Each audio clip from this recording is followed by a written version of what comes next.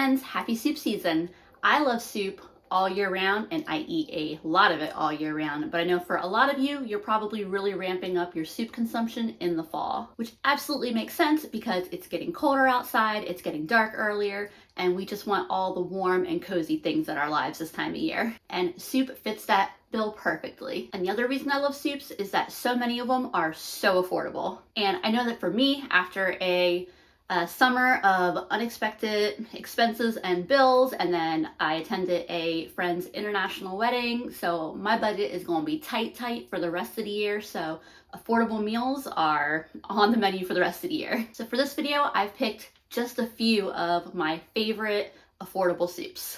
Hey friends, sorry if I sound a little stuffy. I got back from a trip and immediately got a pretty gnarly head cold. I had already been planning to do a soup video because before I went on this trip, I was having soup at least every other day. But now that I'm feeling under the weather, I especially want soup. Hopefully by the end of this video, I will be sounding much better. And because we all love a good grocery haul, I'm gonna start off showing y'all what I got for this upcoming week. A lot of these items are going into soups. Some of them are things I needed anyway. And then a handful of ingredients I already have in the fridge or on my shelf, like dried beans and stuff like that.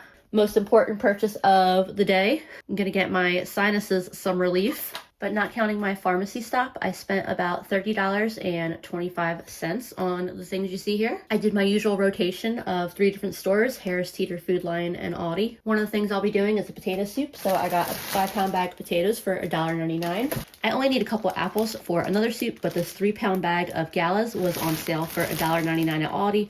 So it made sense just to get the whole bag because I wasn't going to find a better per pound deal on apples anywhere else, and it doesn't hurt to have a few extra apples to snack on.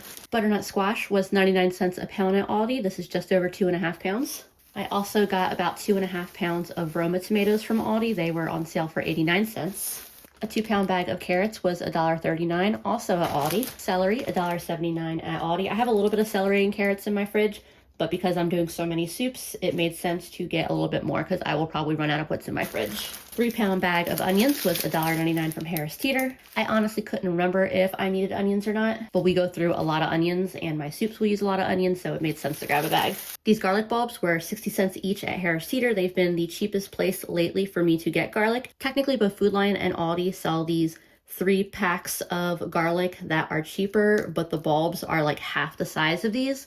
So it makes sense for me to pick them loose from Harris Teeter because I can get the biggest bulbs that they have. Zucchini was $1.29 a pound at Food Lion. I got just under 2 pounds. I really wanted to get like 2.25 pounds, but it was slim pickings, so I'm just gonna take what I could get. I hadn't planned to add bell peppers to any of the soups, but these 3 orange bell peppers were on the discount rack at Harris Teeter for $1, so obviously I had to get them. 1 or 2 of them may go in the tomato soup I'm making, and then the other one can just go in the fridge for another recipe. These are in pretty decent shape, so there's not really a big rush to use them. I grabbed this bag of croutons from Harris Teeter for $1.25 just as a soup topper. Well, I'm also planning to make some bread this week. This has nothing to do with the soup, but it was a pound of scrapple for $1.50, so I grabbed one to toss in the freezer.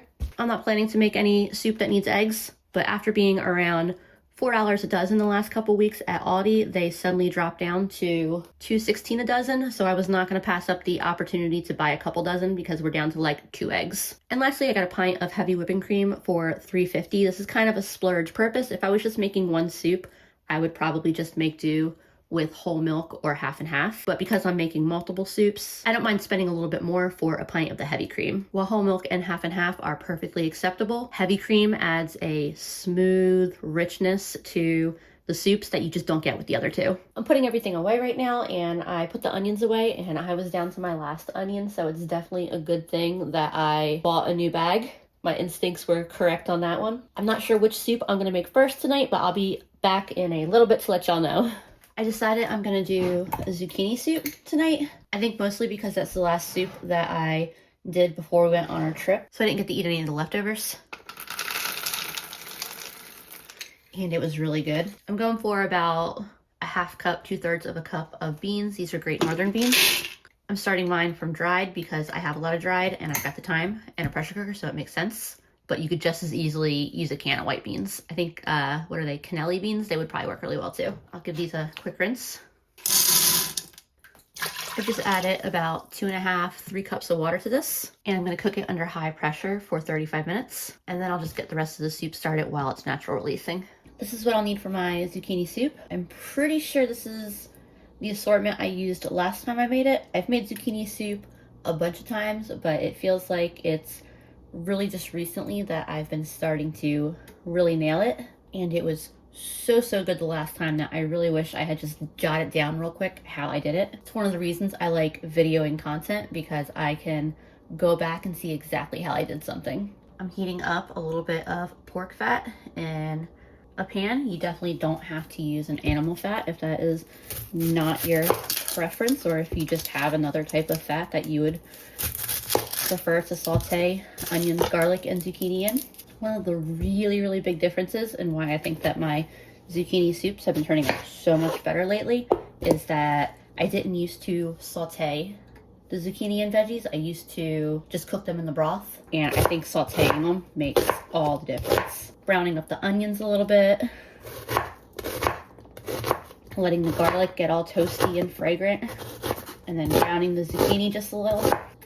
This is a blended soup, so the size of the onion chop doesn't matter that much, but I tend to think that smaller helps them cook and brown a little faster. I have just a few cloves here from my previous bulb of garlic, so I'll make sure I use those up since they're older, but that's not very much, so I'll grab a couple off that too. Really, I should probably cut myself a few slices of this to eat as I'm chopping it and cooking. That'll help me get better quick. And Andrew's not kissing me right now anyway, because he isn't sick somehow, which is especially weird because usually he's the one who gets sick and I don't. I haven't been sick in over a year. And when I do get sick, it's usually very mild and passes very quickly. I also kind of really like raw garlic. I think it's kind of like the same way that I like really spicy foods. I've got my garlic kind of pushed to the side here. I'm not going to add it until I'm really just about done with the onions. I'm going to cut up the zucchini. I cut off the stems as well as just a little bit of the little end where the flour was. Because this is going to be a blended soup, I don't really so much need to worry about my zucchini having perfectly even cuts. I'm just doing quarters like this, halving and then quartering it, because I think it's what's going to fry up easy. I got my zucchini about half chopped up, but the onions are at the point where I'm going to go ahead and add my garlic in. And I'll just let that cook for a couple minutes until it starts to brown and get fragrant, but before it starts burning. I am happy where my onions and garlic are. I'm going to go ahead and remove them from the pan. I'm blending this soup in a blender. I have a blender that can very safely blend hot liquids, but you could also use an immersion blender, a stick blender. And if that's the case, the easiest way to cook this is probably to use a big, heavy pot. Saute everything in the bottom together so that way you can just blend it all in. For whatever reason, I just really prefer my traditional blender for blending soups, so that's usually what I go with for that. I haven't salted the zucchini at all or anything yet. I think it cooks better waiting to salt it because it releases a whole lot of moisture as soon as you add salt. Basically, I'm gonna let that zucchini be in contact with the pan, and I'm just like not gonna touch it for a minute or two. Then I'll start tossing it around so that way more surfaces can have contact with the pan. This has been cooking for a couple minutes. I'm gonna start flipping it around. You can see that some of the edges are getting nice and brown. Now that all those pieces of zucchini are starting to get hot, I'll let them cook for like another minute, flip it again, and repeat that until they're browned as much as I want them to be. These are about as cooked as I need them to be, so at this point I'm gonna toss a little bit of salt on them and just cook them for like a minute more, and then I will add those to my blender as well. Honestly, this would be a really great side dish by itself. I gotta keep myself from picking pieces out and eating them.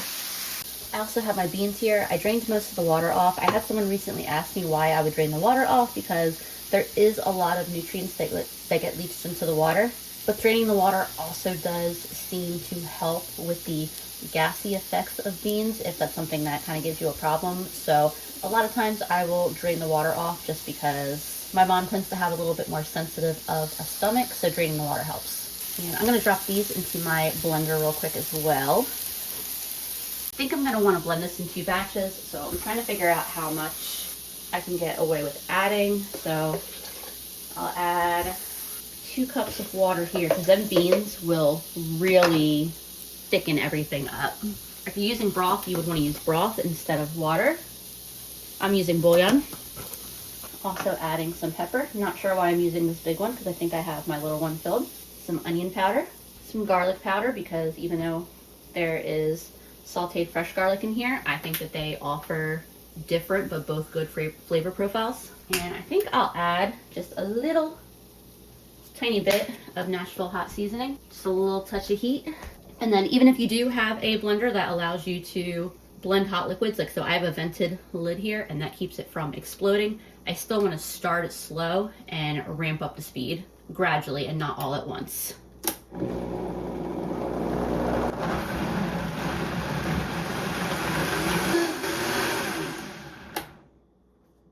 Alright, that is fully blended. So I'm just putting it back into the Instant Pot insert.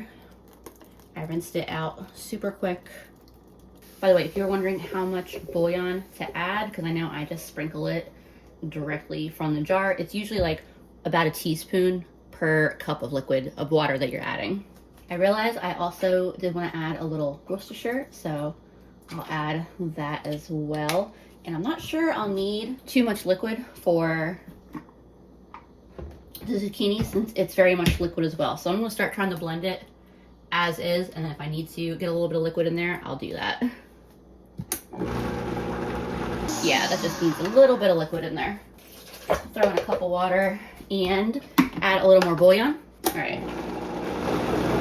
All right, we're about to have a beautiful little mingling of colors here.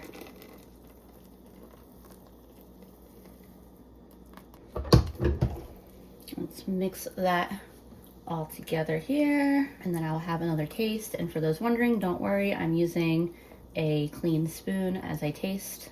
I've also been washing my hands very frequently as I cook and not coughing into the soup, so I am doing my part not to get anyone else in this house who wants to eat this sick, although I feel like if Andrew was gonna get sick at this point, he probably would've. I rinsed my blender pitcher and moved that out of the way because I'm done with that. I did pop this back into the insert back into the Instant Pot just for a minute so I can put it on the saute function and warm it up just a little more. It's warm, it could just be a little hotter, especially since I'm about to add heavy cream. I'm using up the old carton of heavy cream that I have first. I bought this like 12 days ago. It says use within 7 days, but it looks fine, it smells fine. I'm using it. But basically I am getting a half cup on deck here, ready to add into my soup. Not necessarily trying to get this to boiling or anything. I just wanted to heat it up just a little more than it was. I know I already added Worcestershire, and I don't usually add both Worcestershire and soy sauce, but I feel like a little bit of soy sauce is like the magic touch. This is plenty hot enough for me, so I'm turning the saute function off and adding my half a cup of heavy cream.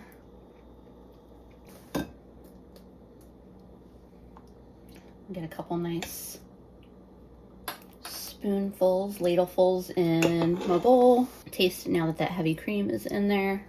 That heavy cream, it does magic to it. It's not a whole lot, but it makes it just silky and very pleasant. And then this is a soup that I think some fresh grated Parmesan really goes well with.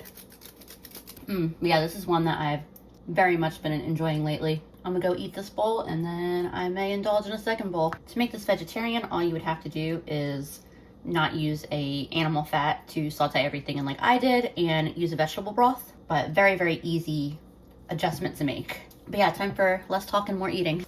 Also, real quick, Andrew made me a grilled cheese sandwich for my second bowl. Haha. Hey friends, I am feeling much better today. Not perfect, still just a little bit of sinus pressure and a little bit of, it's like brain fog and a little fatigue, but much better.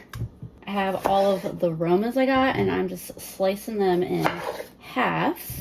Last time I did this, I got these big bags of discount tomatoes from Harris Teeter. It was like 3 pounds of various tomatoes for $3 and not $3, it was about 3 pounds for $1. And they were pretty like bruised, but they definitely needed to be used very quickly, but they worked perfect for a soup. I grabbed one of those peppers from the bag of 3 that I got the other day. I thought that, well, I tried to grab the one that looked the worst, but honestly, they all look pretty good.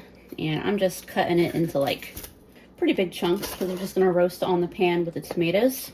I've got the oven preheating to 450. I'm also gonna add a couple of peppers from this bin. I picked these right before we left last week. I told my mom to use as many as she wants. I don't think she used any, but that's okay. Pretty sure this one is a jalapeno. That one could be a jalapeno, could be a black Hungarian. They're a little overripe, but that's okay, that's not a problem. I'm gonna scrape out the insides and just toss the flesh of the peppers into my bowl. And I think I'm gonna use this one too. I think this is a Hungarian wax pepper, not spicy, so I might as well toss it in. And then I got a few cloves of garlic. I'll just get the paper off them and toss them with everything else. So what do we think? Was it the raw garlic that I was snacking on yesterday? It's got me feeling so much better today. Or was it a coincidence and it was just time for my cold to run its course? I'm just getting a little olive oil on this, some salt, some pepper, and then just gonna mix everything around so it gets coated, and then it gets dumped on a sheet pan. And for tomatoes, I like to have the skin side down on the pan. I almost forgot, I have just a few small late season tomatoes from my garden that I'm also throwing in, and they're so small that I'm not going to bother cutting them. And then this is going to go in the oven to roast for like 35 to 40 minutes. There's my tomatoes out of the oven. They are looking absolutely delicious, as well as the peppers and garlic. Similar to yesterday's soup, this is also a blended one. If my blender is coming across on camera as dirty, don't worry, he's not dirty, he's just really old. I think this blender is like a 15-year-old model or something. If you were making this on the stove, I'd say put it in a pot, add some stock, and then blend it up so you can heat that stock up. I have some water heated up because I'm drinking tea right now. So I'm just gonna add, I think I'll do like a cup and a half of water to start.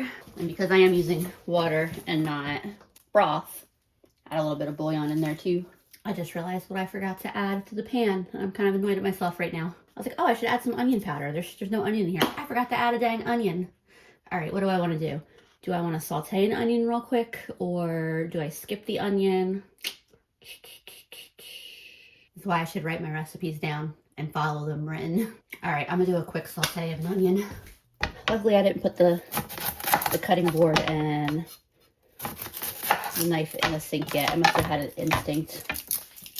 Yeah, so normally I would quarter this and pull the pieces apart into nice big chunks. Since I'm just sauteing it real quick, just gonna do a quick dice. You know, the worst part is that before I start it, like literally right before I start it, I looked, the last time I made this, I had a photo of all the roasted veggies on the pan, the before and after, and I didn't even register the onions. Oh well, not a big deal. I'm not like in a rush tonight or anything, and I would rather have the onions than not have them, and so I'll just let them cook in the pan for a few minutes. It's fine. All right, the dang onions are done. Really wasn't that bad though. They look great. I just did a couple lessons on Duolingo while I waited. Man, you don't think YouTube ads are bad? Duolingo is the worst. You do like a 60-second lesson and then you get stuck with like 2 minutes of ad. First the ad for some game, then another 30 seconds advertising the ad-free version of Duolingo. All right, I may need to add a little bit more broth, or, you know, in my case, water and bouillon, but I'm gonna go ahead and blend this up. Yeah, definitely a little more water. For some reason, I was worried that it was gonna be too thin. I don't know why. So I was hesitant about adding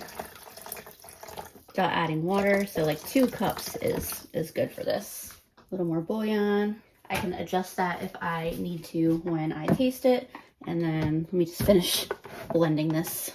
Yeah, that is still plenty thick. That tastes great. I don't think I need to add anything. There's just a little bit of heat to it. I think those peppers were just slightly spicier than the last couple I used, but it's definitely not overwhelming by any means, and definitely something that can be omitted. And then for serving, just do a little drizzle of heavy cream. That'll also mellow out the heat a little. You can also do a drizzle of olive oil if that's your thing. I always like a little bit of Parmesan on top of tomato soup. And then a few croutons. Obviously, a grilled cheese would also be excellent with this. But I'm not as hungry as I was last night, so I'm gonna skip that tonight.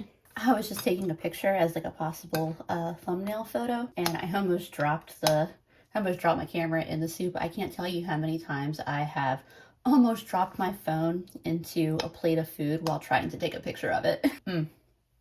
That is fantastic. Before I completely forget, I'm gonna get some bread dough ready for tomorrow. This will be ready to bake tomorrow afternoon.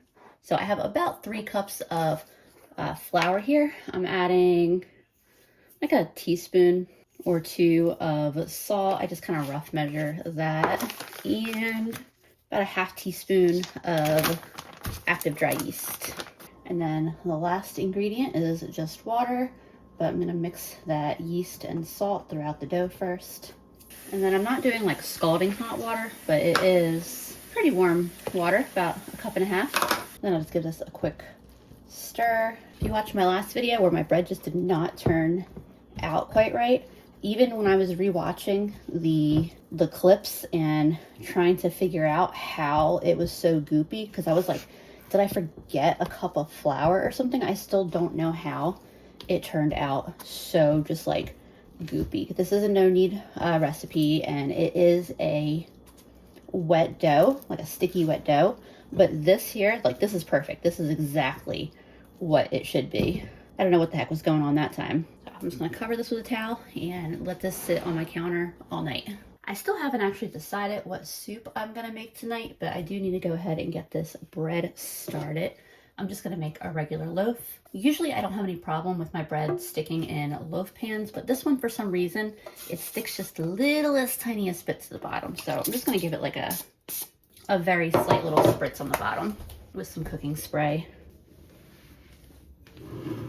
There's how much my dough has risen overnight.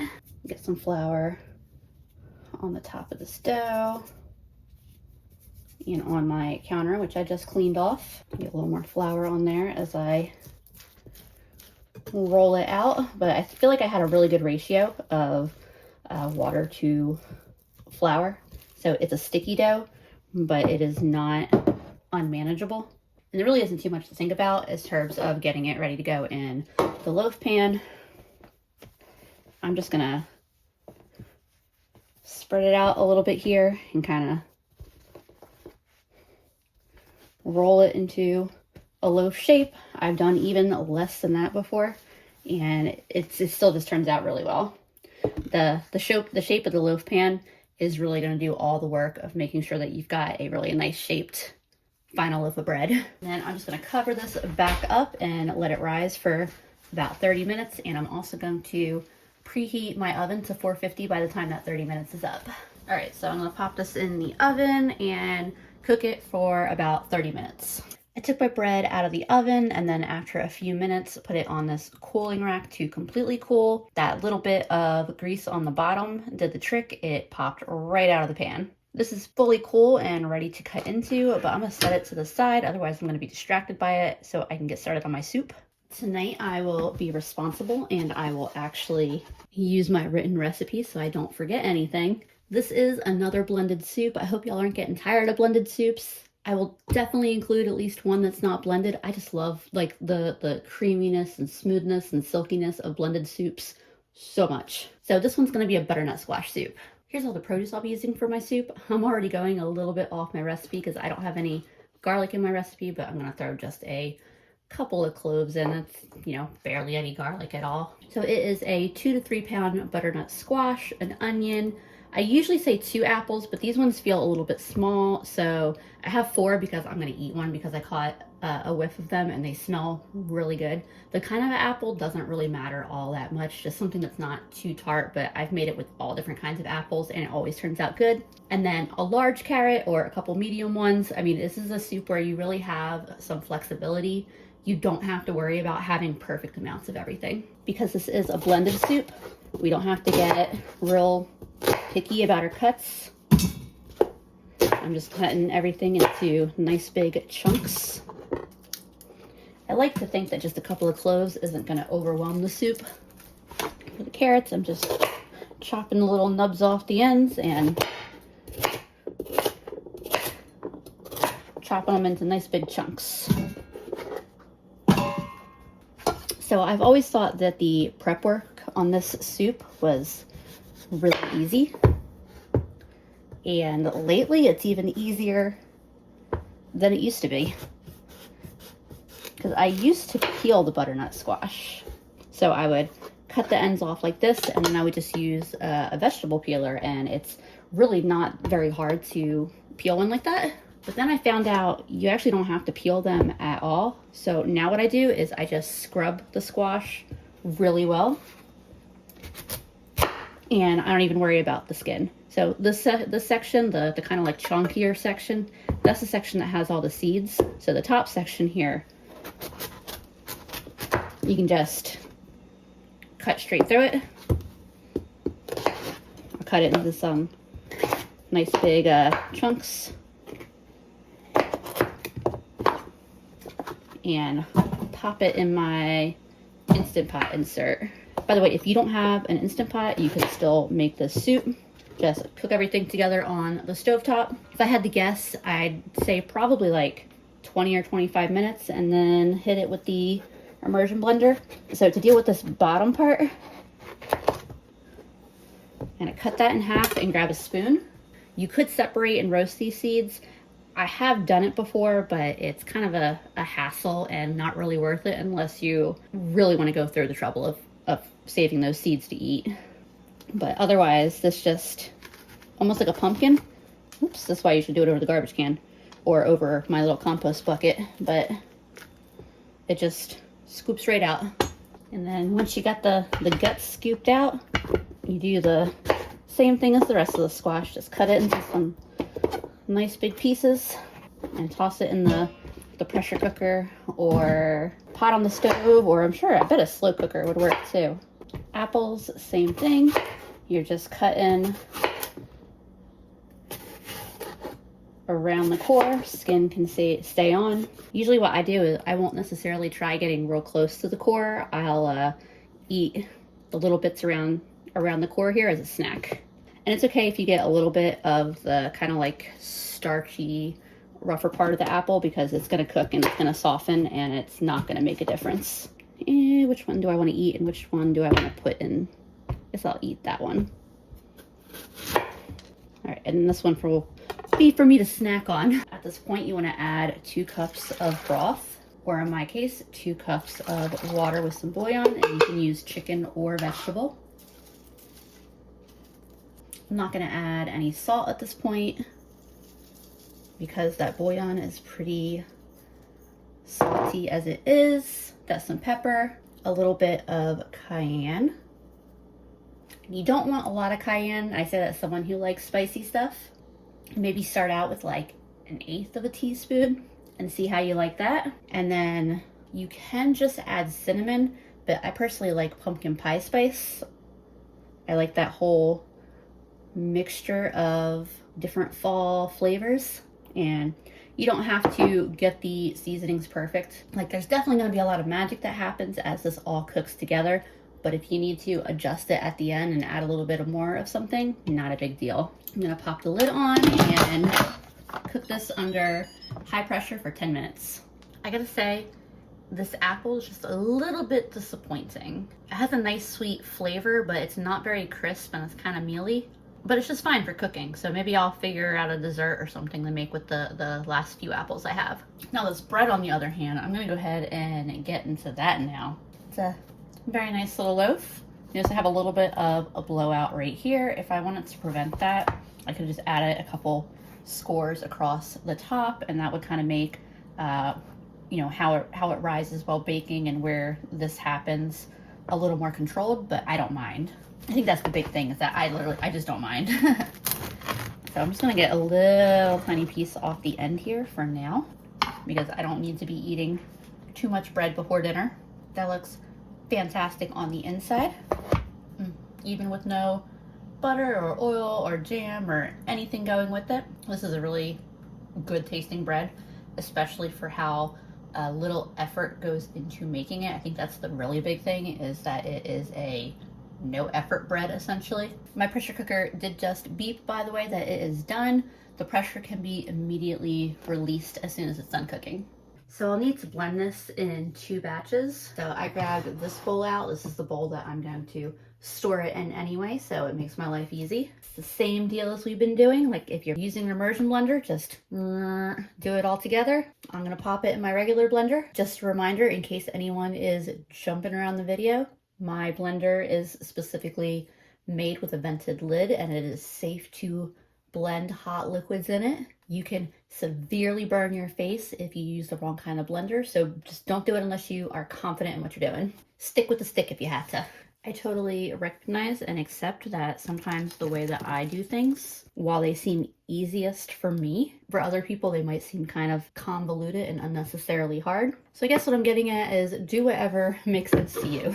Don't laugh at me. I know I was literally just talking about how sometimes I do things in ways that seem kind of convoluted and overly hard. I'm actually going to put all the soup back in the Instant Pot insert because I think it's just slightly too much for this dish right now. However, this is still the container I'm going to put it away in, because once we're done eating, it will fit all in here. So I did not unnecessarily dirty a dish. It will all make sense in the end here. Would it really be my kitchen if there wasn't just like a little touch of chaos to make things fun? I just took a taste of this and I am really enjoying the flavors. The one thing that it's missing that is really gonna make it perfect is just a half a cup of heavy cream. Get that stirred in. It is ready to eat. So for me, this soup doesn't need any kind of toppings or adornments. I will just butter up a piece of that bread, and that is the perfect companion to this soup. I got distracted. I totally almost forgot. I got the salad for $2 yesterday, so I may make myself a little side salad as well, but I'm going to do that off the camera. I'm getting ready to make tonight's soup, and I did start another batch of bread dough just before bed last night, and that is ready to be cooked. I'm just doing the same exact thing I did yesterday, making it in a loaf pan. I really should probably be doubling this recipe.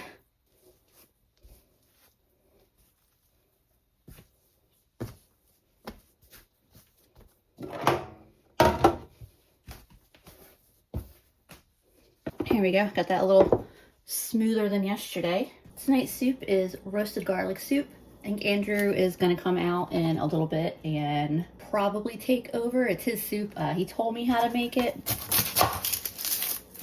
I'm gonna at least get the garlic started.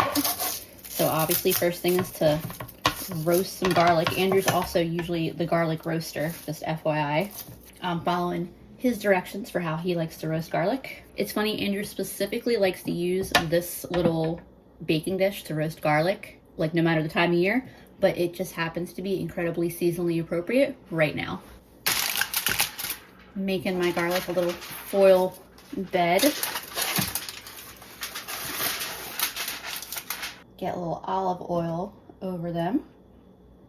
And then Andrew specifically said he likes to season a little bit of salt and pepper and Italian seasoning. I'm assuming that's how he meant. That's how he's getting it. And then I'll just close up my little foil packet here. And then as soon as my bread comes out of the oven, I'm gonna drop the temperature down to 400 and roast this for 40 minutes. You want any raw garlic to snack on? Keeps you healthy, keeps people out of your personal bubble at work. Yeah, I'm talking to you. Oh, yeah, you know I do. You did hear I said raw, right?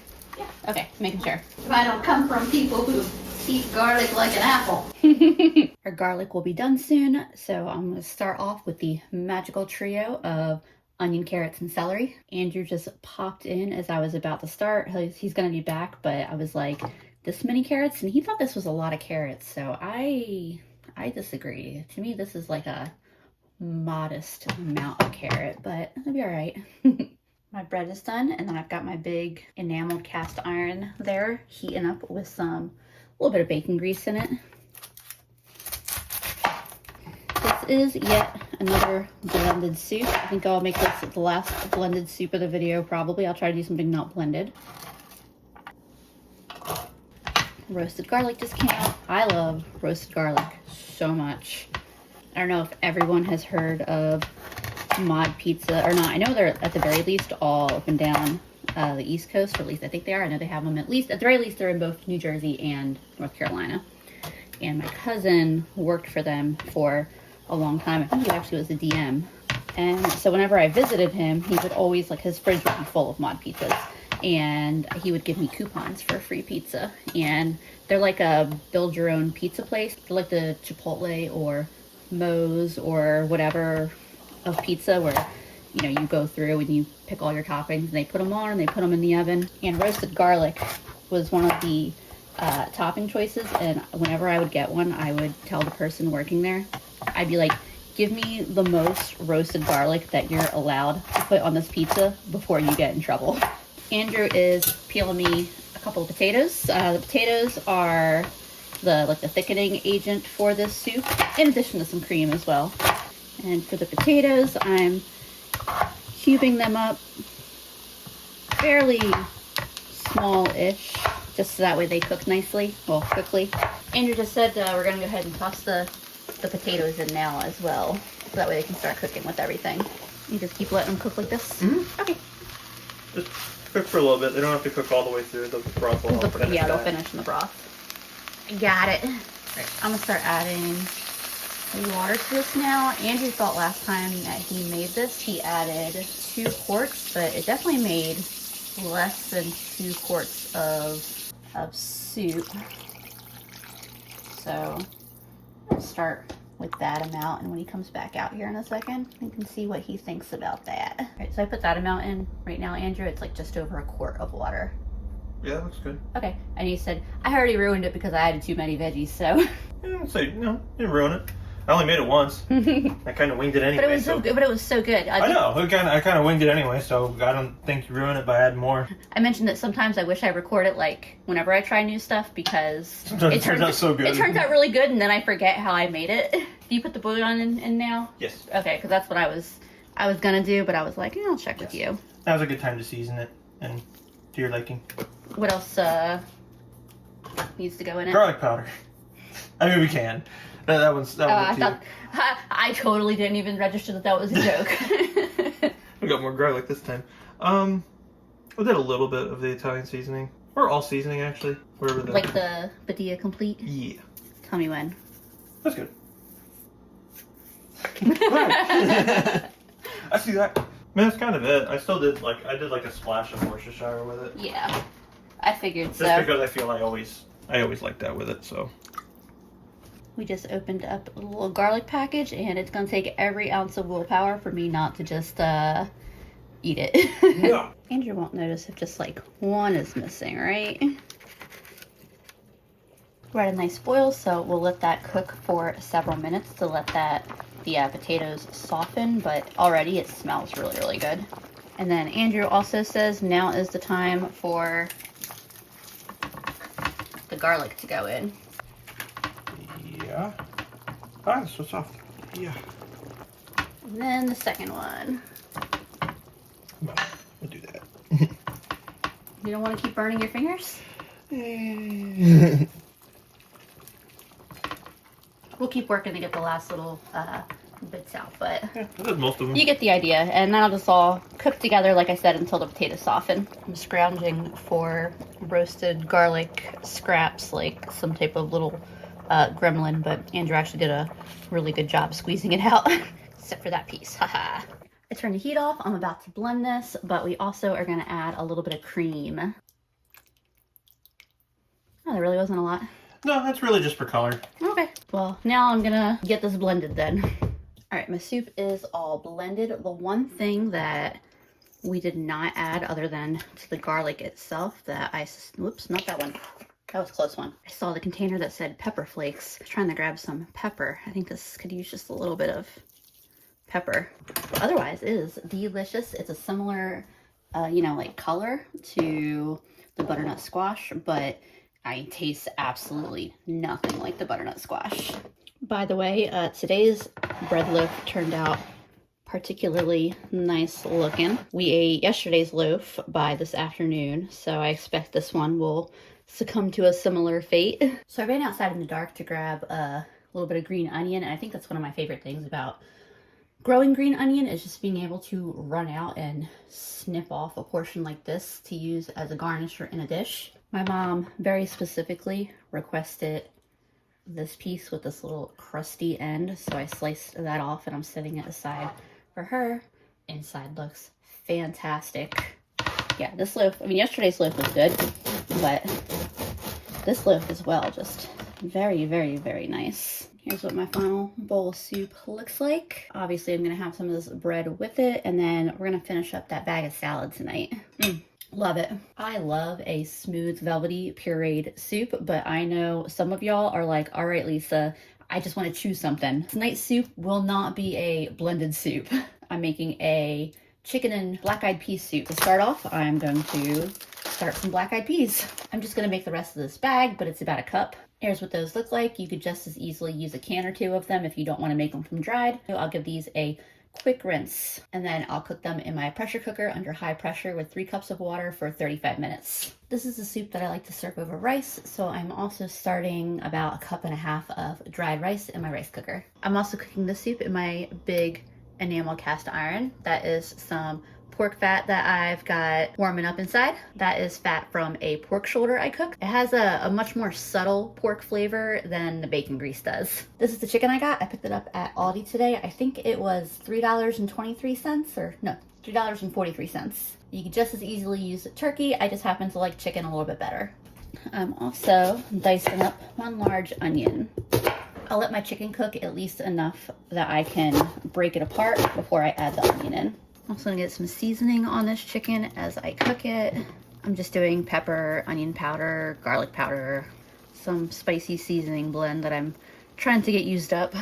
I'm not worrying about salt right now though, because I'm gonna be adding the bouillon in. So I'd rather wait and see how salty it is at that point. You can definitely break it up a little bit less if you'd rather have bigger chunks in the soup.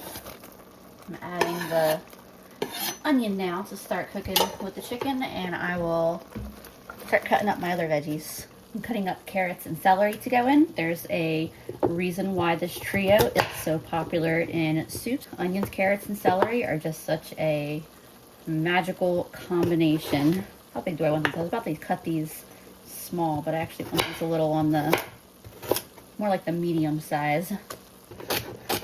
Just cutting the celery about yay size. My mom just walked past the kitchen and said that it smells really good, so that's always a good sign. There's what my black-eyed peas look like once they're cooked. It's funny because as much as I love beans, I actually only just recently started eating black-eyed peas. I love how beans, even though they're so similar in so many ways, they also tend to have such distinct flavors from one another. Like these absolutely taste different than a pinto bean or a black bean or a great northern bean. I've been trying to think of how to describe what they taste like.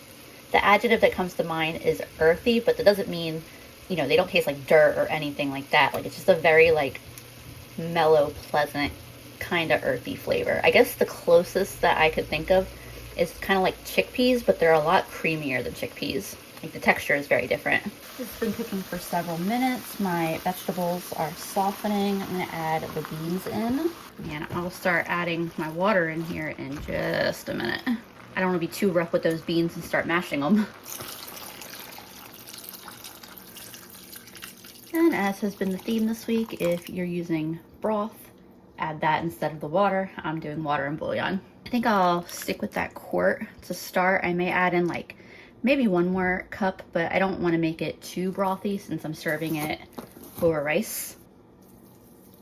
That bouillon in, and then I'm going to get this up to a low boil. Also going to throw some Worcestershire in right now because I know I'm going to want it. As that soup heats up, I grabbed out a little bit of spinach. It's starting to get a little bit wilty, and so a soup like this is the perfect place to use up some spinach like that, either like a soup or a sauce or something where you're chopping up and cooking the spinach. I'll put my spinach in at the very end, probably right when I turn the heat off. Right now, I'm just waiting for my carrots to fully soften. They're almost there. They probably have like 2 minutes left. I also took the time now to taste this. Now would be the time to make adjustments on the seasonings and flavors. I think it's perfect. And a quick note, if chicken and black-eyed peas aren't your jam, you could do this exact same soup, do sausage and lentils, or ham and pinto beans. Really, this base of onion and pepper and celery with a meat in a broth and a bean at it, like it's just a really basic combination of ingredients that makes some really, really delicious soups. So it doesn't necessarily have to be about following a strict recipe as much as having those basic components and then just doing the combinations and seasonings that you like. Those carrots are cooked enough for me, and they'll continue to soften over the next few minutes anyway. So I turn the heat off, stirring that spinach in, and then I'm gonna retrieve my rice, and this is ready to eat. So for the soup, I like to do a little bit of rice and then just spoon a couple ladles of the soup on top. And that's what that looks like. Like I said, while I personally like this served over rice, the rice is just an accompaniment. It's not necessary. If you need to keep your carbs down, it still tastes delicious just as a soup. And you can always increase the broth if you want like a bigger bowl of just like brothy soup. Very good. I wanted to do one more soup for y'all that wasn't blended. I had originally bought potatoes thinking I was gonna make a potato soup, but I just haven't really been craving it, and I think I made a potato soup in the last video I did anyway, so I wanted to do something different. So I'm gonna do a chicken and gnocchi soup. This is what was left of that 5-pound bag. I gave these potatoes a good scrub. I'm gonna stab them, and then I'm gonna put them in my pressure cooker. It's possible that this may be too much potatoes, that I'm gonna end up with a lot more gnocchi to make than I feel like tonight. But I don't have like a measurement recipe for it. I always eyeball it, so this is gonna be what we got. And don't ask me why I'm doing this on a Wednesday right in the middle of the week instead of on a weekend when I might have a lot more time. When I'm in the mood to make pasta, I just listen. I don't know where the trivet is for my big Instant Pot. Like, I have no earthly idea where it could be. I haven't used it in a long time. And honestly, I don't really want to spend much time looking for it. So I just grabbed the trivet from my little Instant Pot and a couple of small rings from mason jars. Good enough for me. So I'll add a cup of water and cook these up. Also, because I'm cooking whole potatoes instead of cut up like I usually do, I'm gonna cook these ones a little bit longer than I would normally do. My potatoes are done. I'm gonna peel them real quick. I'm gonna work on this silicone mat. Somebody sent me this. I have no idea who sent it to me. There was no gift receipt or anything, but it is just a huge mat. Like, it is wider than my oven is. But honestly, it's probably perfect for working on my counter for something like gnocchi or pasta or things like that. Or if I had to knead bread dough. I bet it's really easy to clean compared to my counter too. Now that these are steamed, the skin will come right off. All right, that was actually really quick and easy, and one of the nice aspects of that is it takes so little of the potato with it, like you're just getting the potato peels removed. So I don't own a potato ricer, and I don't use one often enough to want one, but I do have a mesh strainer. So I'm just going to push the potato through the strainer. And honestly, I don't even do this a lot of the time. I just saw it suggested to try it, so I'm giving it a whirl. I mean, it does work. That is a very nice texture. So yeah, I guess it'll be worth the couple minutes to do that. All right, all the potatoes are through. It did get a bit harder. I don't know if it's because the potatoes were like gunking up or what. So I ended up switching to using my hands because that was a lot easier. But then I broke this. I mean, no worries. This was a dollar store strainer that my mom had gotten me because she didn't know that I had a bigger, different one. I may or may not try this again in the future. I don't know. Haven't decided if it was worth it. Either way, I'm gonna start making some gnocchi. So I've got a nice sized cup of flour here, and I grabbed an egg. I probably need more flour than this, so I'll just leave my flour container open while I do this, make myself a little bit of a well in between in the middle. Want to add a little bit of salt. I'll just kind of sprinkle that over so it more easily gets distributed into the gnocchi. And then I'll crack an egg in the middle. I don't know if part of me poking the hole in that dish strainer was I got excited because I heard an owl like right outside the window somewhere. Like it was loud. I was in my head trying to think about how I could get it on camera. And that's when my finger went through the strainer.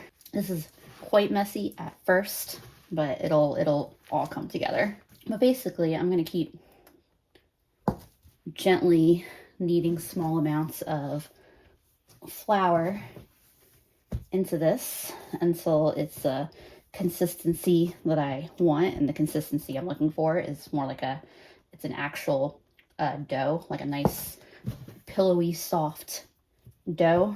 It won't be sticking everywhere like it is right now. It's hard to say an exact amount.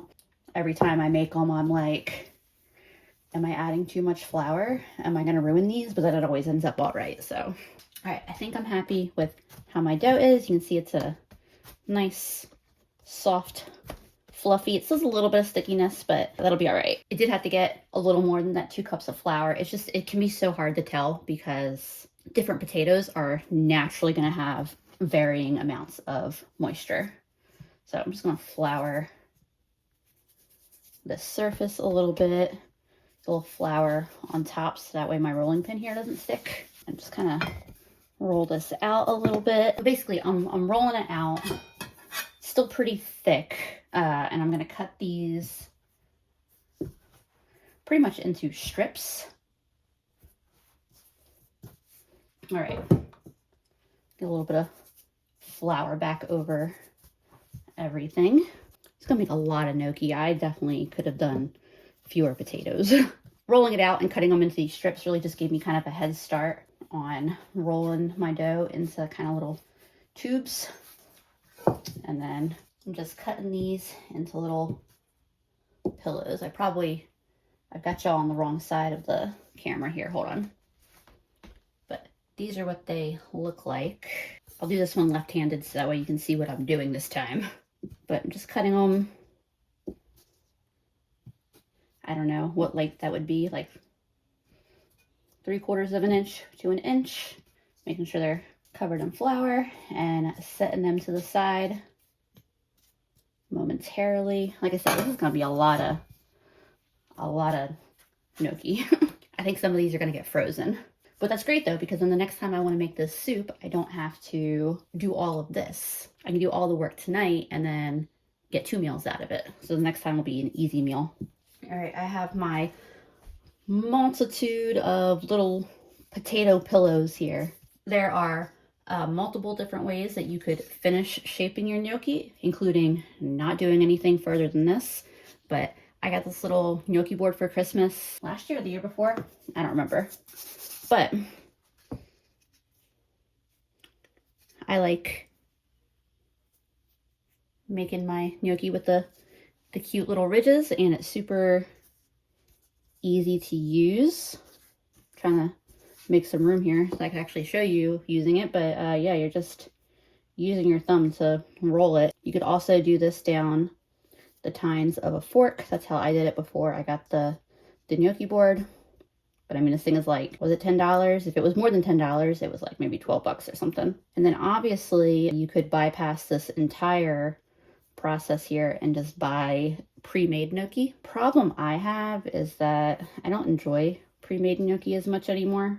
Like ever since I started making my own, which is funny because pasta, I don't have that problem. Like I definitely think that homemade pasta always tastes better. Like fresh made pasta tastes better than in the box stuff, but I still enjoy the stuff that comes in the box. All right, there are my gnocchi all shaped. I should have pre-cut all my veggies and everything already because I'm trying to figure out how I'm gonna work around this. I'll just do my cutting up over here. You've already seen me cut so many veggies this week that we don't need any extended footage of me doing the exact same thing that you've been seeing me doing this whole video. But I did pick up some chicken thighs today. I don't usually pick up boneless, skinless, at least not for thighs, because it's usually so much cheaper to buy them bone in and skin on. But in this case, they were $2.79 a pound, which is already cheap. And especially to put that price on a regular sized like dinner pack of chicken thighs, usually that price would be restricted to the big family packs. And regular bone and skin on chicken thighs weren't on sale anyway, so the price per pound of actual meat was not that different. And so I decided I was making the gnocchi from scratch anyway, so like I could make my life just a little bit easier tonight by buying the boneless, skinless. So I'm gonna cut this into chunks. I like leaving the fat and all on my chicken. That's just a personal preference. I like the flavor, obviously. In your house, you do you.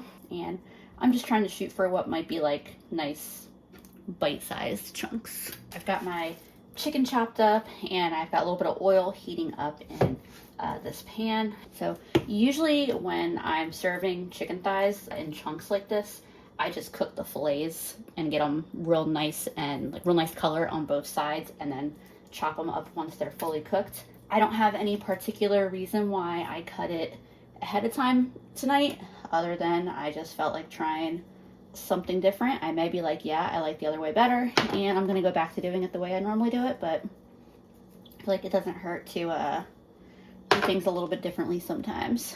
I'm just seasoning this with salt and pepper and garlic powder and some Cajun seasoning. I'm thinking my oil is hot enough, so I'm gonna drop my thighs in there. This also isn't my favorite vessel to cook chicken. I like my regular cast iron, but this is what I'm gonna be making the soup in, so it makes sense to cook the chicken in the bottom of it. I got everything cleaned up from the raw chicken. I washed my hands, the knife, the other cutting board. This is a different cutting board, wiped off my stove, and now I'm gonna dice up an onion. I'm also gonna grate a carrot. I might grab a second one because I feel like this isn't a very large one, but I'm down to just like skinny carrots. All right, I'm actually just gonna stick with that one carrot because once it's grated, I'm fine with that amount. Let's see how this chicken is doing. And then as my chicken finishes cooking, I've got 2 ribs of celery that I'm gonna dice up as well. So my chicken is fully cooked. I just tried a piece and it is so good. For now, I'm gonna remove it from the pot so that way I can cook my veggies up. I've got some of this chicken fat in here and all of this really, really delicious flavor there on the bottom. And that's not gonna burn, that's gonna lift off as these veggies cook.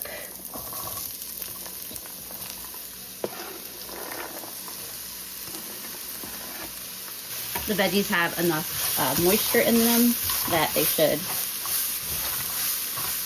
lift that off. And I can always add a little splash of water in here, which I might do, just to help all of that lift off and integrate into the veggies. And I'm just gonna cook these for a couple minutes, few minutes until the carrots soften and they start to like the onions and celery starts to get a little translucent. My veggies have been cooking for a few minutes. While that was happening, I chopped up a few cloves of garlic. I'll add that in there and I'm just gonna let this cook for a minute and a half together. My garlic is nice and fragrant now. I'm gonna add a couple tablespoons of butter. Stir that in real quick so it melts. I've had it sitting on the counter, so it's already pretty soft. And then getting a little bit of flour in there as well. It probably was like a 1/4 cup or something. It was whatever I had left from when I was making the gnocchi. Maybe add just a little bit more. And I'm gonna cook that flour for a couple minutes. I'm making a roux, and I wanna make sure that that flour is not raw when I'm putting the stock in.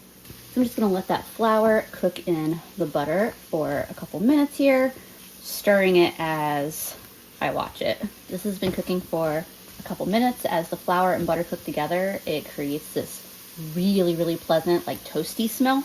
And at this point, I'm gonna add in a quart of broth. At least to start. I think I'm gonna have to add in a couple more cups because I need to make sure that there's enough room for the gnocchi to cook.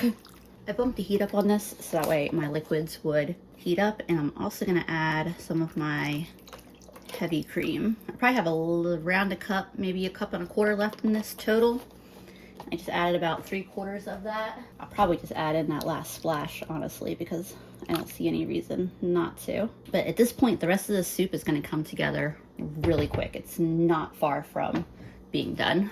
This is coming to a bit of a boil. It's a nice, not thick, but semi-thick creamy soup. I'm gonna start dropping my gnocchi in, and the starch is going to help thicken this up even a little more.